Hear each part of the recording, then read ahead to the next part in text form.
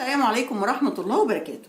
ابني طول ما هو بيذاكر عايزني قاعدة جنبه، بنتي طول ما هي بتذاكر عايزاني قاعدة جنبها. مجرد ما اقوم من جنبهم كل حاجة تتساب، يجروا ورايا بالكراسات وبالكتب في كل مكان انا موجودة فيه.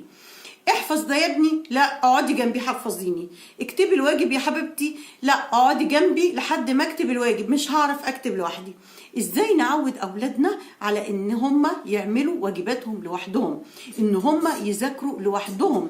دي نقطة مهمة جدا جدا جدا، علشانهم وعلشانك، يعني لمصلحتهم وكمان لمصلحتك انت كمان. من البداية، من مجرد انت وانت بتأسسي ابنك في الاول خالص ما تغلطيش الغلطة دي. طب ولادي كبروا وخلاص اتعودوا على كده، ابدأ ادربهم تاني ازاي؟ هنتكلم عن ده وهنتكلم عن ده. هنتكلم ازاي نعود من البداية، وهنتكلم عن الولاد اللي كبروا ومامتهم عايزة خلاص تخلص من الموضوع ده وترجع تاني ان هي تدربهم يقعدوا يذاكروا لوحدهم، علشان هي تشوف اللي وراها تعمل اي حاجة لانهم كبروا خلاص. قبل ما نتكلم كده يا ريت ندوس لايك يا جماعه، ننزل عند اللايك ندوس لايك للفيديو عشان ده هيفرق جدا في الفيديو. والجداد معايا واول مره يشوفوني، انا حسناء صادق، اهلا بيكم في قناتي، شرف ليا اشتراككم، وان شاء الله تنبسطوا معانا وتنضموا للعيله الجميله بتاعتنا. طيب انا ابني لسه بيتاسس، اعمل ايه؟ ابنك لسه بيتأسس وخلاص، مثلا خد حرف الباء النهارده او خد حرف السي، اي حاجه اي واجب قاعد بيكتبه، انت بتعملي ايه؟ بتقعدي جنب ابنك، ده لازم في الاول هتقعدي جنب ابنك مده قليله، يعني انتم هتذاكروا ساعه، هتقعدي جنبه الربع ساعه الاولانيه. هتقعدي جنبه الربع ساعه الاولانيه تعملي ايه؟ تطمني ان هو كتب صح، تعلميه رسم الحرف صح، تعلميه ان ده سطر ولازم تمشي عليه.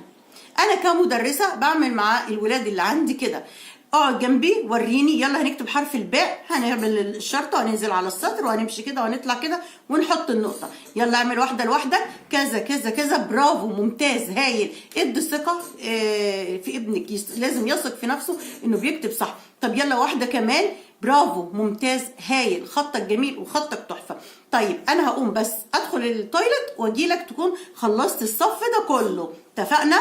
او مثلا انا هدخل اعمل كوبايه شاي، على بال ما اجي الاقي الشاطر البطل خلص الصف ده كله، يلا تمام. وما تاخريش عليه في اول مره، ادخلي المطبخ اعملي فعلا حاجه وقصدي اتاخري شويه عشان يكون خلص.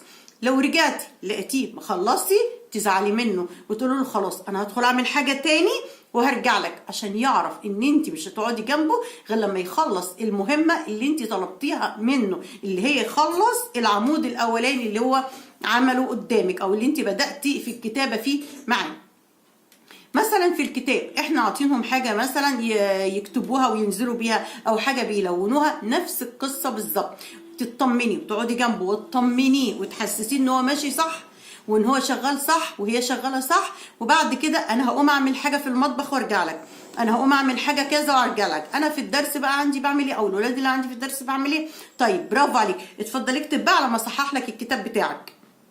اعمل نفسي ان ايه خلاص مش شايفاه، بس انا قاعده مطمناه ان انت شغال صح، علشان يتعود بعد كده انه يبقى سريع وانه يكتب لوحده وان ما يكتبش، مش لازم ماما تكون جنبه. انت كمان نفس القصه، ادي حاجه يعملها او هي حاجه تشتغلها وابداي اسحبي نفسك بالتدريج. طيب ولادي كبروا والمشكله دي مقابلاني وخلاص، ده في تانية ابتدائي وفي تالتة ابتدائي وفي رابعة وفي خمسة وفي ستة وفي اعدادي، والله كمان الام تشتكي وتقول ابني لازم اكون قاعدة جنبه علشان يذاكر، بنت تكون قاعدة جنبها علشان تذاكر. بصوا سن المراهقة والدلع بتاع سن المراهقة، وان انت بتقعدي جنبه او جنبها عشان تظبطيهم، لان لو لفتي نفسك كده او كده اصلا هم مش هيذاكروا، ده وضع تاني، ده عايز له فيديو لوحده، السن المراهقة وازاي نتعامل معاه في المذاكرة. لكن احنا بنتكلم دلوقتي على السن الصغير ولحد 6 ابتدائي مثلا.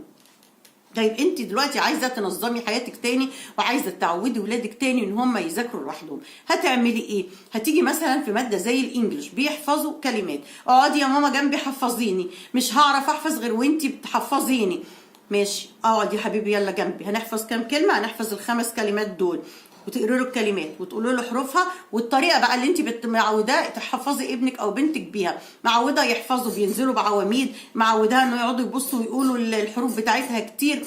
ايا كانت الطريقه اقعدي وطمنيه. بعد كده برضو اسحبي نفسك، وانا هعمل حاجه في الحمام وجايه، هعمل حاجه اشربها وجايه، على بال ما اجي تكون حفظت الكلمات دي. طب انت هتاخد وقت قد ايه؟ 10 دقايق، ربع ساعه، اكون راجعه تكون حفظت. ما عملش يتعاقب لازم، وما تقعديش جنبه، مش هقعد جنبك غير لما تخلص الحته دي. طيب مثلا درس بينقلوه في العربي، اقعدي جنبه. يلا يا حبيبي، الميس قالت لك تكتب الدرس ده كم مره؟ اكتبه مره يا ماما. خلاص وريني كده، يلا افتح الكتاب، افتح الكراسه، انت قاعده جنبها او جنبه اهو، اكتب يلا. كتب اول سطر، ما شاء الله عليك، ايه الخط الجميل ده، ايه الخط التحفه ده، برافو. بص وانت بتكتب قلمك وكراستك ناحيه ايديك اللي انت بتكتب بيها، يعني دايما الكراسه يا جماعه بتبقى ناحيه الايد اللي انا بكتب بيها، وكتابك الناحيه الثانيه، وصباعك ده على السطور اللي انت بتكتبها. علميه يشتغل ازاي صح وسيبيه. انا هسيبك تكتب ده على بال ما اخلص حاجه واجي. 5 دقايق وهرجع لك، 10 دقايق وهرجع لك. مثلا ايه تاني عندكم في المذاكره؟ بتحفظوا مثلا مصطلحات في العلوم او في الدراسات، حته في الدراسات كده، اقعدي واشرحي الدراسات لابنك. ما هو لازم، مش انت مش هتسيبيه تقولي له طلع كتبك وذاكر مع نفسك، طلعي كتبك وذاكري مع نفسك، لا، تعالى وريني احنا علينا مذاكره ايه النهارده، كانك انت طالبه زيك زيه. تعالى ورينا عندنا ايه مذاكره النهارده وايه لازم يتذاكر، وتنظموا نفسكم. احنا عندنا دراسات لازم نحفظها، عندنا علوم لازم نحفظها. نبدا بدراسات ولا بعلوم؟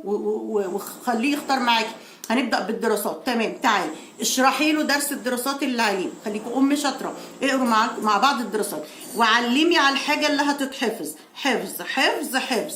هقوم اغسل المواعين، او هقوم اروق الاوضه بتاعتك او بتاعتك، او هقوم اعمل اي حاجه، ارجع الاقيك حافظه ده، ارجع الاقيك حافظ ده. تمام. قدامك 10 دقايق، ربع ساعه هتحفظ فيهم الدراسات دي. وطول ما انت في المطبخ او طول ما انت شغاله في حاجه، حفظت الجزء الاول ولا لسه؟ حفظت الجزء الاول ولا لسه؟ ما يجيش وراك ولا ما تجيش وراك، وهو في مكانه هيرد عليك، بحفظ يا ماما، هخلص يا ماما، شويه يا ماما. بالطريقه دي دايما اوعي تعودي نفسك ان انت قاعده جنبهم من اول الواجب لاخر الواجب، لا، انت وجودك مهم ولازم وضروري في الفتره بتاعت ابتدائي كلها، لكن علشان ما تخنقيش نفسك قوي، انت بتعرفي المهام اللي مطلوبه مننا ايه، وبتحددي الحاجه اللي محتاجين نذاكرها ايه، وبتبداي تسحبي نفسك واحده بواحده. مساله رياضه او ماث، هنحل النهارده رياضه. طيب ايه كم مساله عندك؟ لا ده انا ما بعرفش في الرياضه بقى، ما بعرفش في الماث، المستر شرحها لك. طب يلا انت عندك صفحه الماث اهي هتحلها، او صفحه الرياضيات اهي هتحلها، على بال ما انا اشوف اللي ورايا، بعد كده نذاكر مع بعض العربي.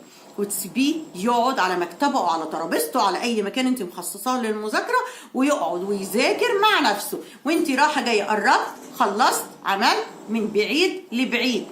في حفظ مثلا العلوم، برضو العلوم مصطلحات كتيره جدا لازم يقعدوا يحفظوها.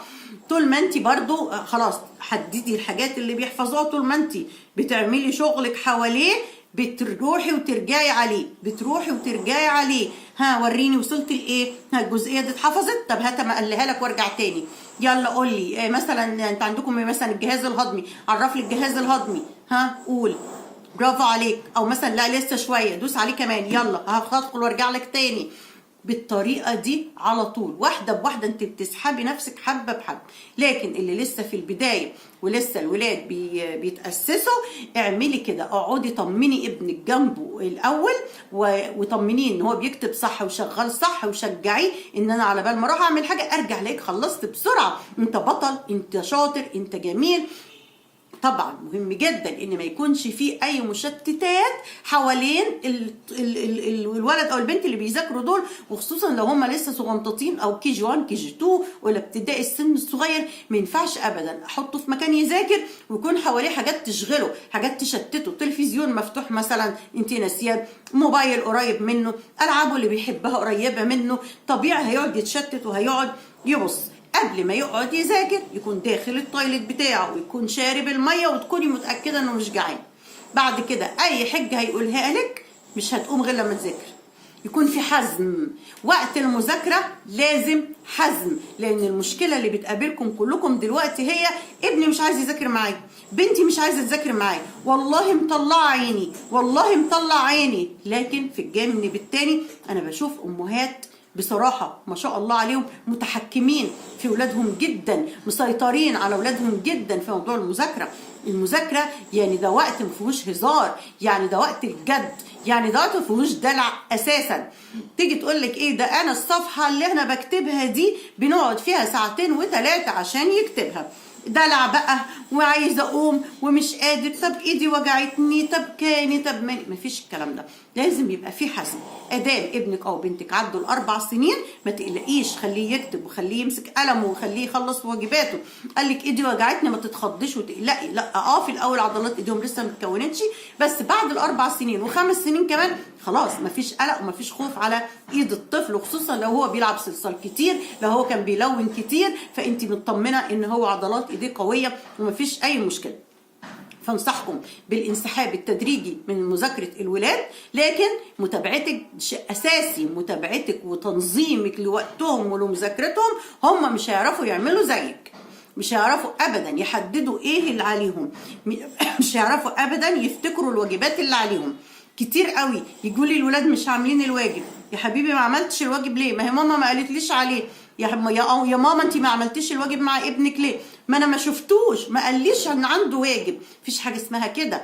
مرحله ابتدائي كلها الولاد مش في دماغهم، الولاد مشغولين ب100,000 حاجه. ممكن قوي وارد ان ينسى ان عنده واجبات. لازم انت تفتحي شنطه ابنك يوميا وتعرفي واخد واجبات ايه، تفتحي الشنطه وتفتحي الكراسه، مش اول ما يجي من المدرسه او من الدرس ها عندك واجب؟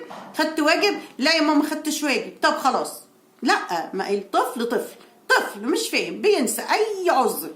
انت اللي هتهتمي وانت اللي هتفتحي الشنطه واللي انت اللي هتعملي له جدول المذاكره ليه، وازاي نحدد الحاجات اللي علينا وما يفوتناش اي حاجه ونستفيد بكل وقتنا.